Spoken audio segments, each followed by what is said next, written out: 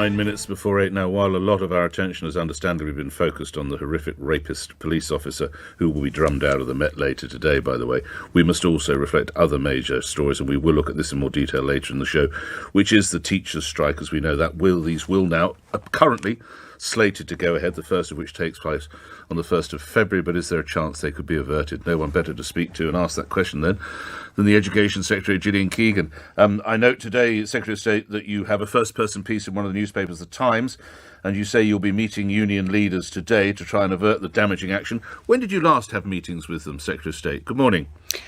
Good morning, Nick. I met them the first day back, actually, on the 9th. So that was my very first meeting, actually, in the new year. And then I will be meeting them tomorrow. And then tomorrow or today? Be meeting them. Tomorrow. It's tomorrow you're meeting. I'm seeing. Okay. Yeah.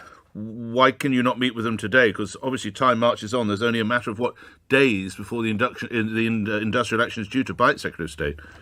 Well, we'd already had these meetings set up, and there's also official meetings going on as well to share information around what we're inputting to the pay review bodies. We each have to do our submission for the coming year by the 27th of January. So we're trying to share as much information as possible to see where we're each coming from.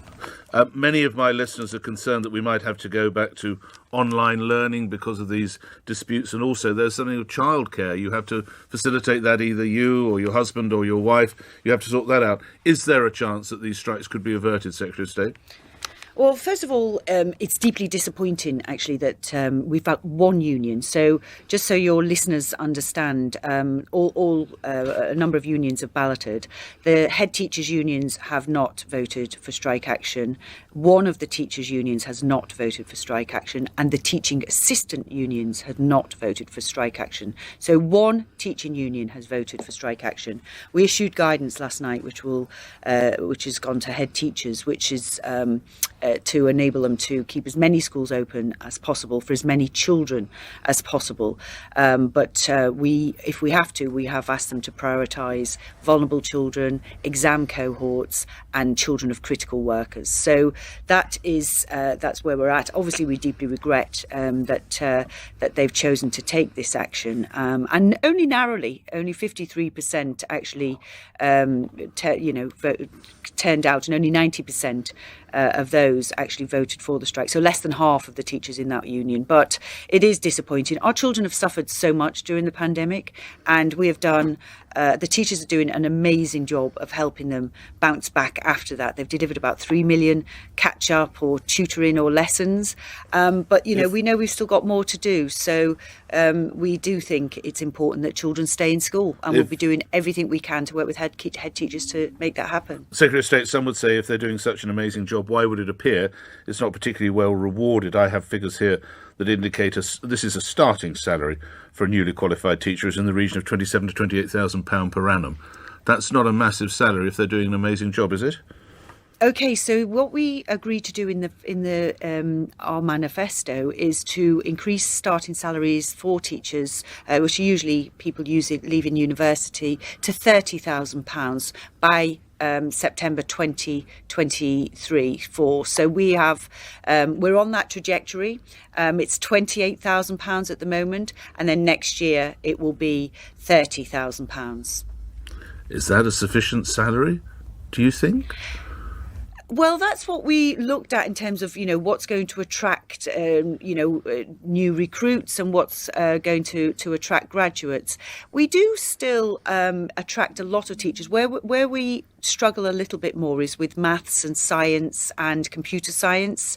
So what we've done there is we've put additional payments in place for those, and we've also offered bursaries of £27,000 and scholarships as well, so that you get a lot of money towards your fees. So we specifically focus that on maths, science, and computer science, because they're the ones that you struggle more to recruit, but it is still an attractive profession, and we still we didn't meet our recruitment targets just after we came out of the pandemic, but before the pandemic, we were pretty much mostly meeting our recruitment targets, apart from maths teachers and computer science, where you can see that everybody's competing for the same talent. You'll be aware, Secretary of State, that there's one cohort, this year's GCSE pupils, have had just 1 year of undisrupted learning since starting secondary school. And this, of course, now could be affected. Pupils in year 11 today in England have missed at least 111 days of school because of COVID lockdowns, and possibly now are looking at more days lost due to industrial action.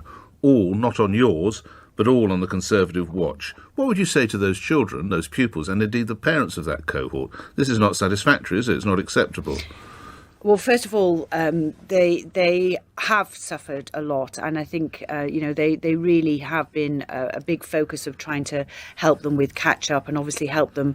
There'll still be some support during the exams as well, with some formula sheets, etc. But that is why we will prioritise that cohort in particular to be prioritised to come into school. It's really important, and I know lots of people are studying for their mocks at the moment, and I know obviously they'll be concerned about their GCSE. I know lots of kids of that age, myself, and they are always lobbying me to not take the exams actually, but we do need to make sure that we support them to make sure that they are supported to take the exams. Will a directive or direction be given to the examiners? Because we have to be aware this is obviously unprecedented, Secretary of State. We've never had a cohort miss this much education. Will the examiners take that into account when the papers come before them later this year? Well, there have been adjustments previously, but those adjustments mostly will fall away. So, we are trying to get back to, business as usual as much as possible. And they have had a lot of focus on, catching up and making sure that, they're studying for the exam curriculum. But there will be some support still in the exams with formula sheets and things like that. What does that mean? So will the examiners be told that this group have had a hell of a tough, not just year, tough entire build-up to their GCSEs? Yeah, I mean, the examiners know that, and they've considered, all of that as we've looked along the way. But the reality is that the formula sheets are effectively some formulas that instead of you having to memorise them, you can you'll have them in the exams so that you can apply them as opposed to what I'd call a crib sheet in my day. Then. Yes, I suppose so. Yes, which is actually very useful, I think. And actually, I did a little experiment at the weekend and asked our dinner guests how many of them could remember what formulas, and let's just say it's not many people that can remember many of the formulas. So, but of course we will all reach for Google and then remember the formulas. So that's something that we're looking for. Let me ask you, if the legislation that's being pushed forward by your colleague Grant Shapps are in place concerning minimum service levels during disputes, would that make a difference to the industrial action we're looking at with the teachers? Would you welcome that? Well, the vote went through last night, so that's the first stage of it, and it was voted through. All we're trying to do there is to make sure that we have the minimum service safety levels in place. It's going to initially focus on health and rail, and education is in there, but we're hoping not to use it for education because at the moment we're not at that stage. If you don't want to use it, why is it in there?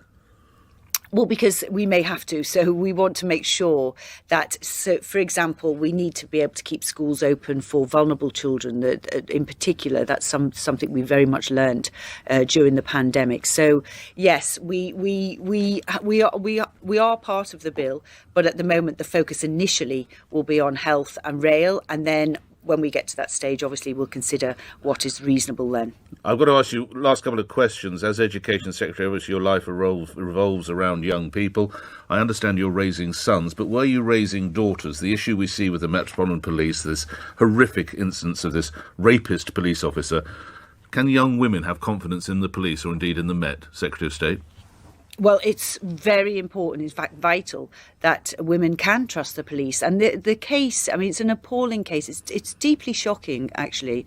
And of course, it comes on top of the Sarah Everhard case with Wayne Couzens as well. So there's absolutely no place in our police forces for these officers who seriously fall, below the required standard. And I know the Met Police have done a lot of work, and they've also got more to do as well. But it is absolutely vital. I mean, that's a vital test. We must be able to trust our police, and clearly there have been some officers who have fallen seriously short that have dented our confidence. Would you feel so vulnerable? The Met have got a lot to do. If you were pulled over late at night driving home from parliamentary work and you're a single woman, a woman on your own, I hasten to add, and a solitary male police officer, would you feel vulnerable?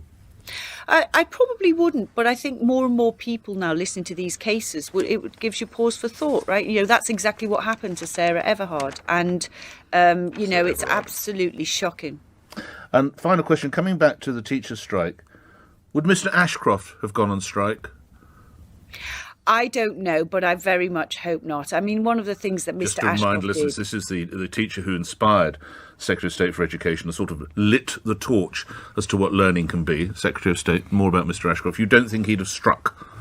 Well, I don't know, but here's what he did do. When he saw that I couldn't study the things I wanted to study, which was engineering and technical drawing, he stayed behind school till 5:30 to allow me and another girl to do that. When he saw that he had a group of lads in the school that potentially were going to get into trouble, he set up a hockey team and took them every weekend to play hockey.